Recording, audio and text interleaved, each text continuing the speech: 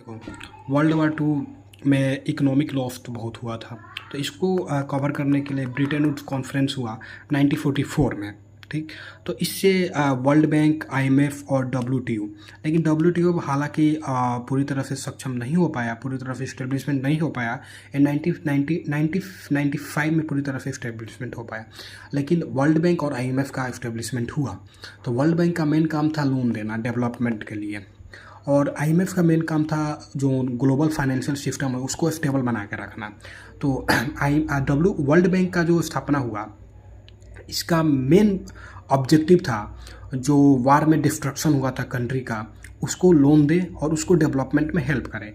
और आपको पता होगा कि जैसे वर्ल्ड वार टू ख़त्म हुआ तो बहुत सी कंट्री, नए नए कंट्री का इस्टेब्लिशमेंट हुआ। अफ्रीका में नए नए कंट्री सामने आया, इंडिया भी आज़ाद हुआ, पाकिस्तान भी आज़ाद हुआ, और ऐसे बहुत सारी कंट्री आज़ाद हुई। तो उन लोगों को वर्ल्ड बैंक लोन देता था उनके डेवलपमेंट के लिए। ठीक, और जो आईएमएफ था इसका काम था जो ग्लोबल फाइनेंशियल सिस्टम उसको स्टेबल बना के रखना।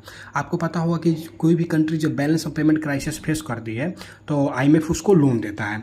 जैसे कि आईएमएफ ने इंडिया को लोन दिया था 1990s के दशक में, जब India balance of payment crisis face कर रहा था। तो जो कोई भी कंट्री को जब आईएमएफ लोन देता है तो उससे कुछ इकोनॉमिक स्ट्रक्चर होता है उस कंट्री का, उसको चेंज कराता है। जैसे कि इंडिया के साथ इसने किया था कि इसने एलपीजी रिफॉर्म सजेस्ट किया था। तो इंडिया ने एलपीजी रिफॉर्म लाया।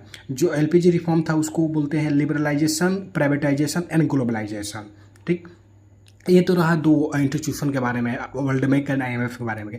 अगले वीडियो में किसी और इंस्टीट्यूशन के बारे में समझेंगे। चलिए, तब तक हम भी चलते हैं, आप भी निकलिए। जय हिंद।